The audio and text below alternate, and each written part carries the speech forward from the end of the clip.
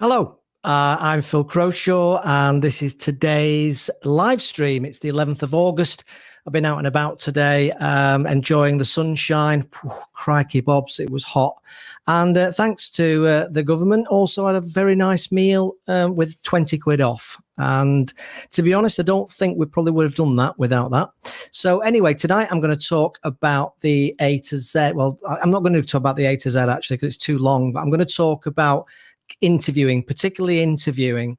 And I've done a lot of interviews over the years, and probably 550 plus.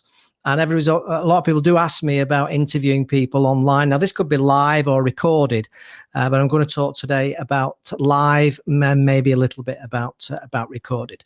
So I'll see you in a minute.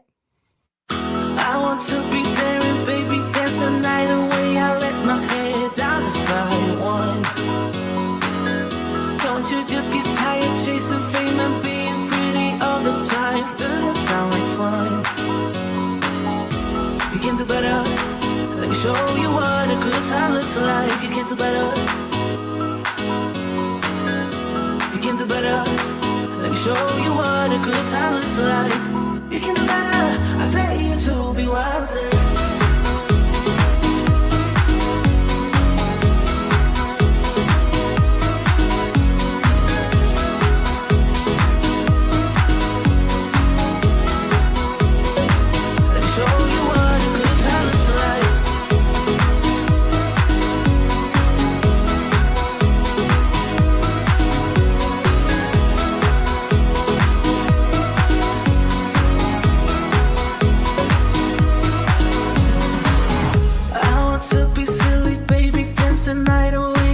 My shoes off if I want.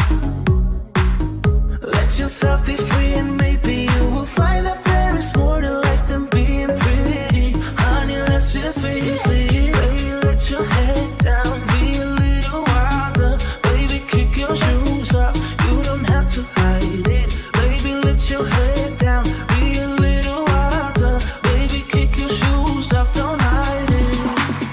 I don't fit into your box, beauty queens without no flaws. You can do better, I dare you to be wilder.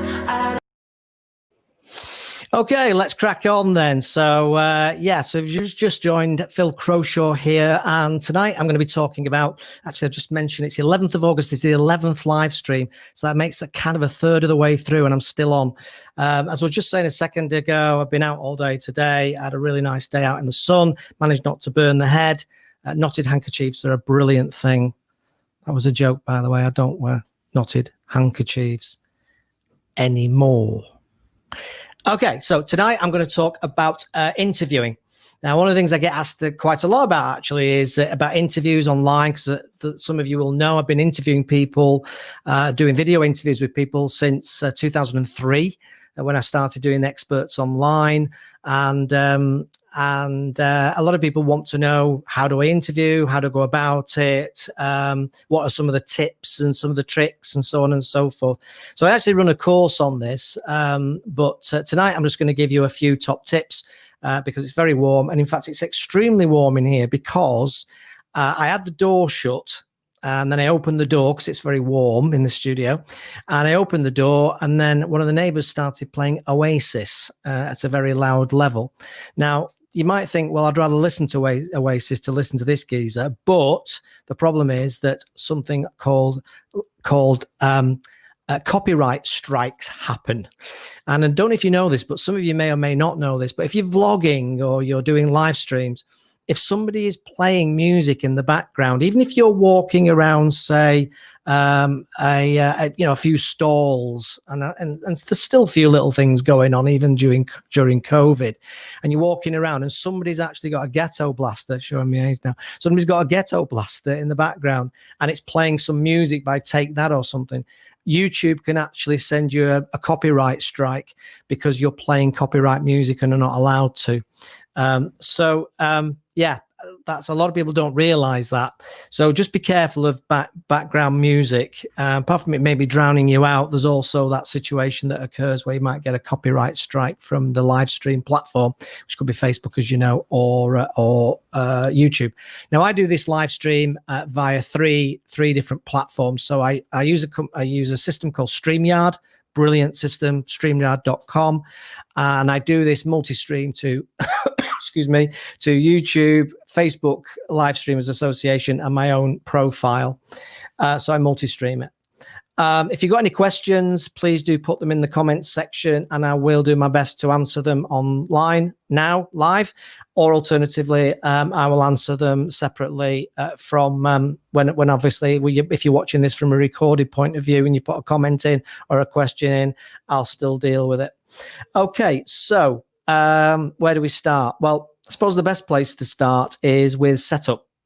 And setup basically is something I'm going to talk about more tomorrow morning. I'm going to talk about tech.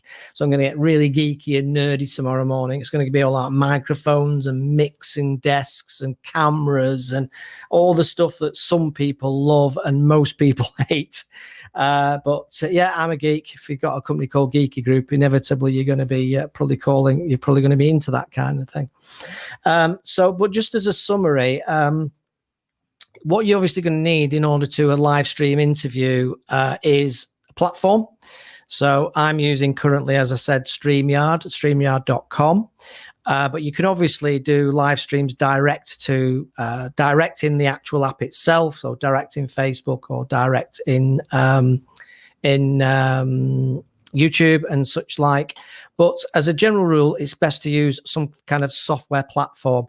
Now, StreamYard is brilliant because on StreamYard, you only actually have to use it in a browser. So you don't have to download any software or anything like that. So check it out anyway, if you get a chance. Apart from that, obviously, if you're going to be doing a live stream interview, you need a camera. And today I'm on a Canon 80D, which plugs directly into the laptop. As I said, I'm not going to go into the geeky detail. That's tomorrow morning's show. But I do use a camera which gives you that blurry background. That's just one of the ways that I do things. I also have another camera, actually, which I've just popped up there, which is called a Sony ZV-1. That's a new one. And that actually also acts as a live stream camera, but you need to put it through something called a capture card. Another one for tomorrow. Other than that, you obviously need a microphone. This is a Shure SM7B. You do not need a microphone like this. I use this kit mainly because I'm interested in it, but also because I do this for a living at the end of the day. So Geeky Media helps people and supports people and runs training courses. Obviously not during COVID, but now does online training courses on how to live stream and how to do podcasts and all that kind of stuff. I also then I plug this microphone into something called a Rodecaster Pro, which is Rodecaster. So yeah, Rodecaster Pro, that's right, which is a mixing desk, which is absolutely fantastic. And again, I'll demonstrate this tomorrow in more detail, but it allows you to do all sorts of jiggery pokery. It allows you to play sound effects and things and music.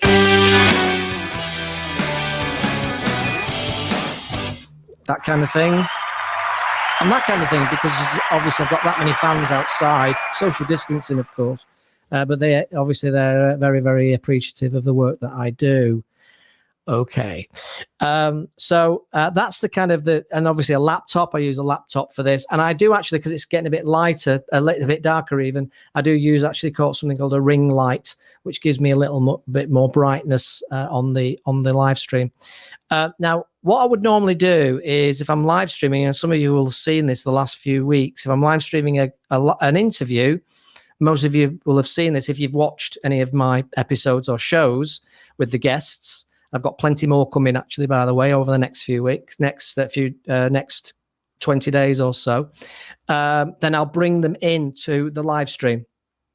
And I bring them into the live stream through this, as I say, through this software system or this browser system called StreamYard.com. That's probably the main kit, really. Oh yeah, headphones. It's good to have headphones because you want to hear what's going on. If you're playing stuff through the mixer, you want to hear that, and you want to be very clear and hear your guest, because obviously if you can't hear the guest very well, then he might make a statement or something you want to pick up on, and you just go along with it. So you need the kit. You need some kind of kit. I started off doing live stream interviews using Zoom, but back a long time ago before it became a thing, and that was the way I did, and I pre-recorded them. And there's no reason that you need to do live interviews. You can pre-record them first in order to get used to doing it, and then you can edit it or edit anything out of it that might be inappropriate or you might be uncomfortable with.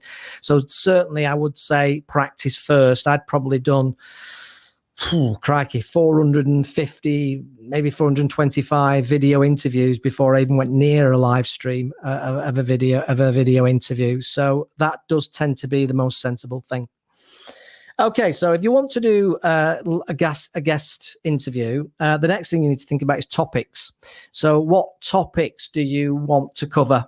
What expertise do you want to identify and bring in? Now, a lot of what we do here at Geeky is about media. It's about business growth. It's about business survival. It's about business success. It's about personal development. It's about personal success. It's about personal growth. It's about using video to grow your business. So a lot of the guests I'm looking for have a business element to them. Now, actually, sometimes I'll go and just go off piste a little bit and get other people in who've just got interesting stories to tell, or a great expert in what they do. So yesterday we had, some of you might have seen that we had Susan Lee on yesterday, and she's just brilliant on mental health and psychology and all that stuff, which of course is very topical right now. And we actually had a great chat, which was an interview at the heart of it. So think about the topics. What are you interested in? What are you passionate about? What do you want to learn? Because one of the things I find great about doing video interviews is I learn so much from the guests that I have on. Over the years, I've interviewed many people, as I said, some of which from sport, some from politics, many from business, some from entertainment. But I would say at the very least, I probably learn at least one to two things new from every single interview I've ever done. Sometimes it's even more, sometimes it's 3, 4, 5 things.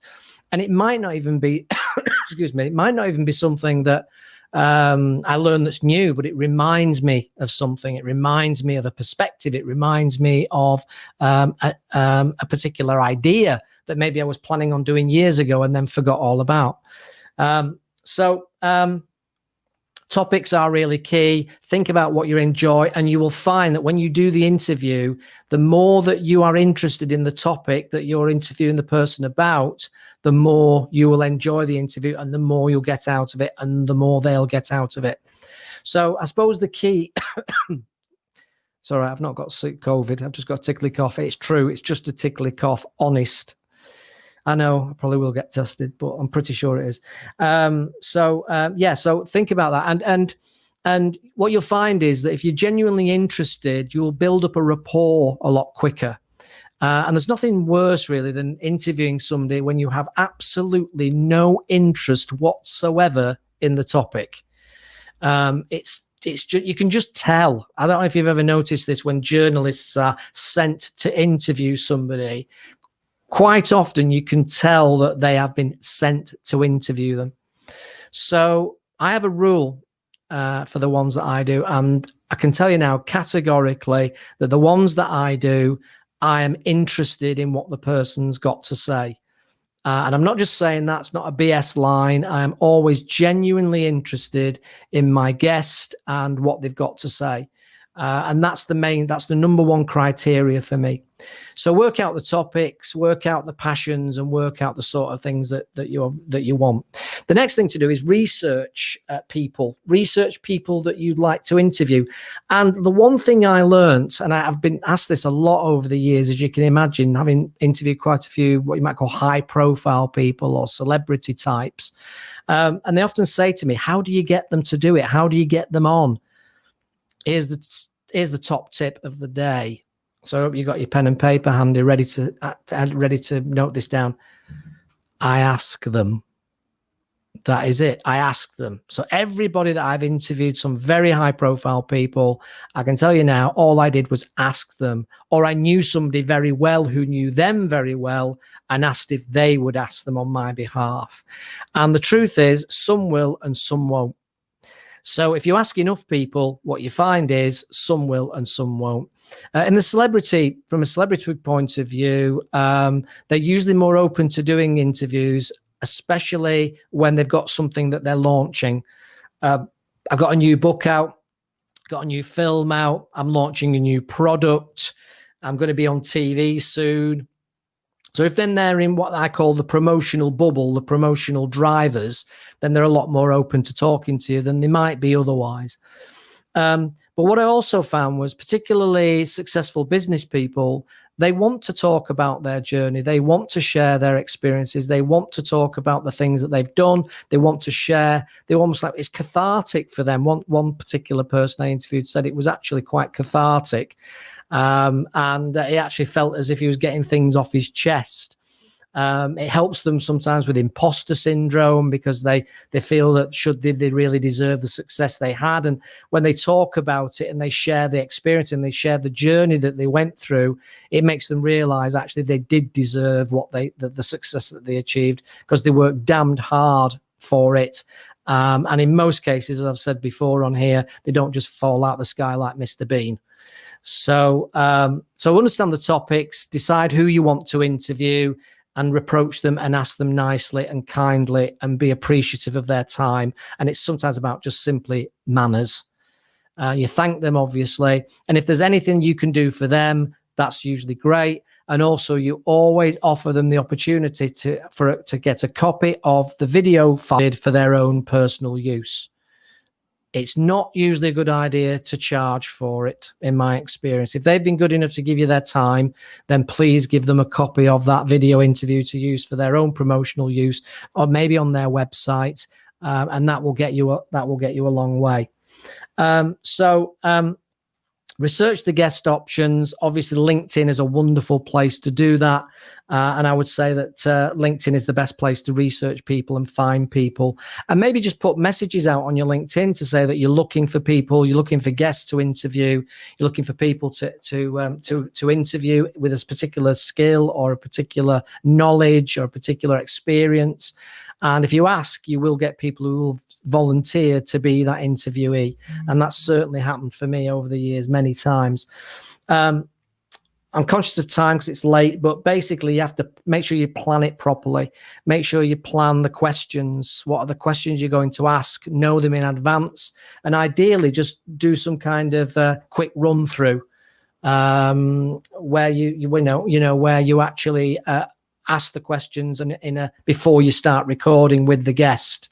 I always do this on my live shows when I've got a guest on. We will always come on 15 minutes beforehand, just double check that they're happy, just double check if I've sent them some questions on email, then they've received them and they understand them. So just do a run through. Some people prefer just to do it off the cuff, and some people don't like the idea of over preparing. They want to just go for it and blast it, the Jeopardy thing again. Some people would rather be a lot more organized and a lot more ready for it and ready for any kind of problems or issues that might occur. Do a run through. And another thing that worth thinking about is if you do a video recording, which is often the case, then take the audio from the video podcast and make it into an audio only podcast. So you get 2 bites at the cherry, if that makes sense. So if you take the video file, you can put it on your website and you can put it on YouTube, for example, like this now. This will be a video file I can put on other things. And strip the audio out of it, which is not difficult to do. There's numerous software online to do that. If you go onto YouTube or Google, as many of you have probably heard me say many times, if you go onto Google and you go onto YouTube and search, you'll find a million how-to videos and a million how-to articles that will explain to you what you need to do and how you need to go about it. So you strip the audio out and then you put it onto a podcast platform. Again, I'm not going to go into detail. excuse me, I'm not going to go into detail about that today, but just suffice to say that I use Anchor.fm as my podcast platform because it's free. And it's a really good service. So Anchor, ANCHOR.FM for your podcasts. So just to conclude then, just a few more tips. Don't panic. Things will go wrong. As I said earlier, somebody started playing Oasis outside in the back garden about 2 seconds before I was due to press the button. Don't panic. Things will go wrong. It's part of the experience. It's part of the fun. Just crack on and laugh it off. It doesn't have to be perfect. In fact, actually, people probably enjoy it more. It's sad to say, but it's highly likely that people watching this, if I had a microphone stand next to me and it fell on my head, as horrible as it might mean, there'd be a lot of people having a wee little chuckle at my expense. And of course, what's great is if it's something that happens that like a bird flies in and poops on your head, don't tempt fate. Then of course, you've got a viral video, haven't you? And you could go viral to all over the world with your seagull poops on man's head in video studio title. Next one, be real, be authentic, be yourself. Try not to be trying to pretend that you're somebody that you're not, or over, because people can tell. People can actually tell if you're not authentic. So be real, be as real as you can. So when you're interviewing people, talk to them in a chatty lifestyle, or a chatty style, sorry, I should say. Don't go in there with a formal, you're the formal interviewer from BBC News, and you want the scoop. Just chat with them, relax, ask them questions, and have a bit of a laugh with them if it's at all possible as well. Make sure it's quiet enough. It's good to have background noise if it's relevant. So sometimes we'll do video interviews with people who for a channel that we are setting up for a tradespeople company, and that we want some background in there, which is saws and hammers, and because it's relevant to the piece. So it's great to have background noise as long as it's relevant to what you're talking about. So if you're doing a video interview with somebody in a zoo about zoos, there's absolutely no harm in having some goldfish making a lot of noise. That was a joke. Chimpanzees or dolphins or whatever making noise, because it's relevant to the whole thing and it adds another dimension to it. Visuals, you can use visuals, which I'll talk about another day. You can do slides, you can add in other video clips and all that kind of thing.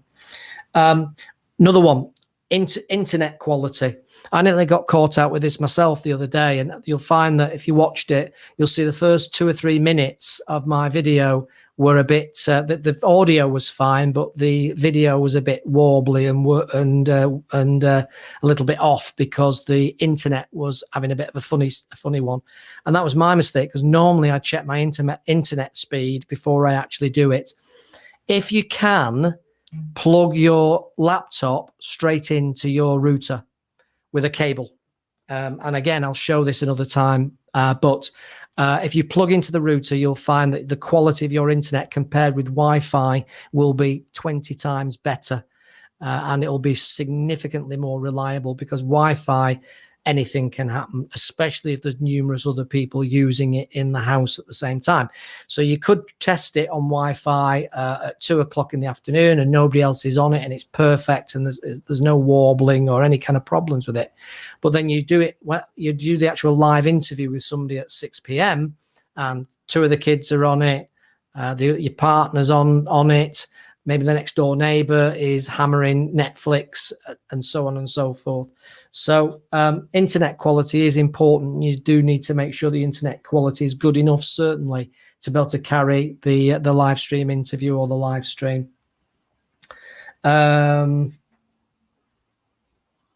looking at any other question, any other particular things I wanted to mention. Yes, that was it. The final one was, because I'm sweating my nods off right now in the studio, was using online video to develop and build networks. I have done this successfully for many years, and it really, really, really has worked amazingly well. So in other words, you approach people, you get to know them, you start to build a relationship up, and you do an interview with them. You then let them have a copy of the video interview file to use for their own promotional purposes. And what I found is by approaching people and asking to interview them, and then ideally interviewing them, I have built a network contact and a relationship with somebody that, in all honesty, it probably would have taken me a lot longer to build without having to do the research and have the chat about interviews, about the topic and in the interview. So I guess what I'm saying is, for people who don't like networking, and to be honest, you need to get used to it. But now the good news is it's all online, which should be easier for a lot of people. I know it's not for everybody, but a lot of people, it should be easier. Actually, just, use it to get to contact people, to connect with people. And what you might call my little black book of contacts and network contacts over the last 20 years of doing this, I can tell you now, is pretty impressive.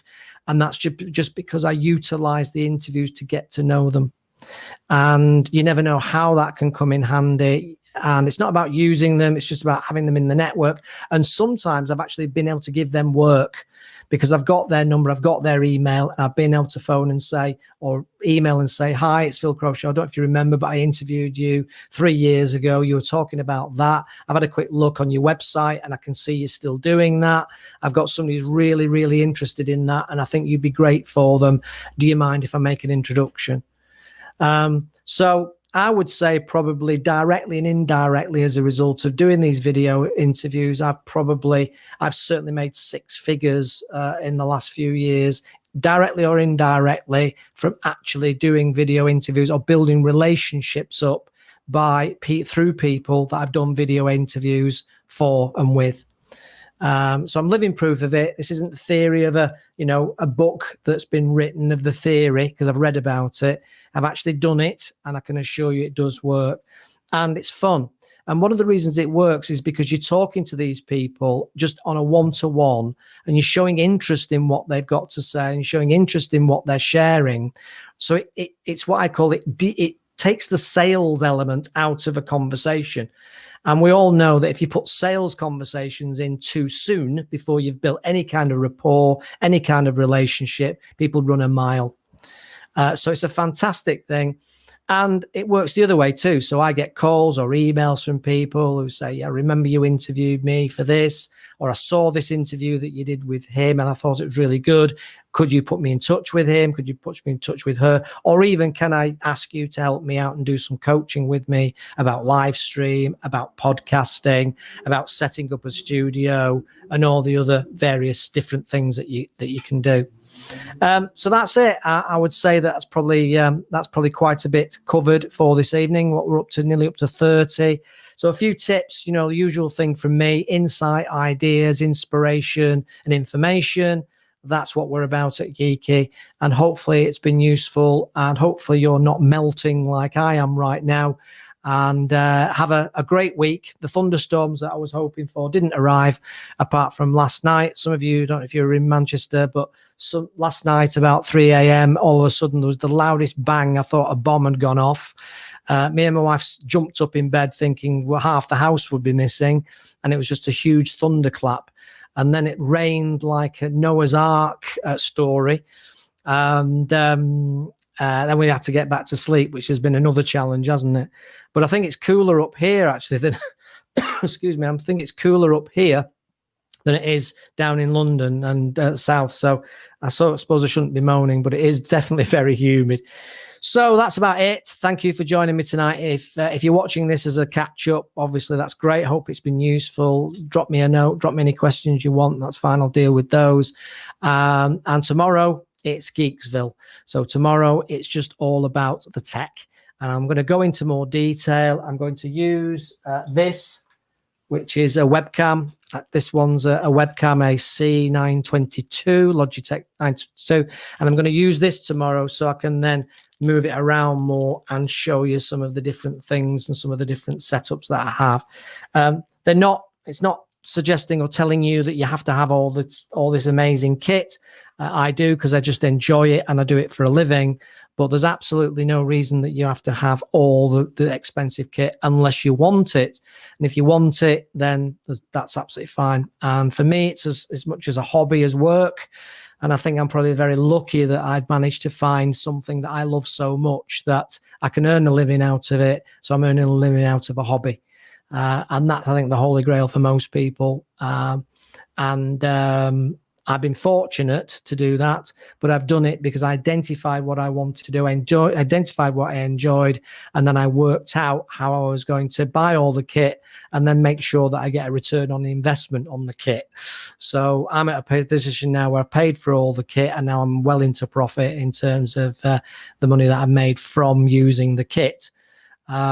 So that's it. And I'm not trying to say that's everybody for everybody. I'm not trying to say it's easy, because it isn't, but that's just the way I've done it. So I suppose the moral of the tale is, if you can find something that you're really passionate about and interested in, and you invest in that thing, and then you can make a living out of that thing, it really is a wonderful position to be in. But if you don't think about it, if you don't research it, if you don't do that and think about it and take the action, then I can guarantee one thing: it will never happen. That really is it. Now, I'm sorry for my little cough. It is a little cough. I'm pretty sure it's not COVID, but I'm going to go now and try and probably get some sleep, actually, because I'm quite tired. So I will see you tomorrow for the geeky, nerdy episode, 10:30 a.m., where we're going to talk cameras, we're going to talk mixers, we're going to talk mixers like sound effects like this, and all sorts of weird and wonderful other things around cameras and microphones and lights and everything else. So it's just for the nerds, just for the geeks, just for people like me. But if you fancy it and you're around at 10:30 a.m. tomorrow, then please do join me for that. And I will see you very, very soon. And thank you very much for joining me tonight if you've watched this live. Bye for now.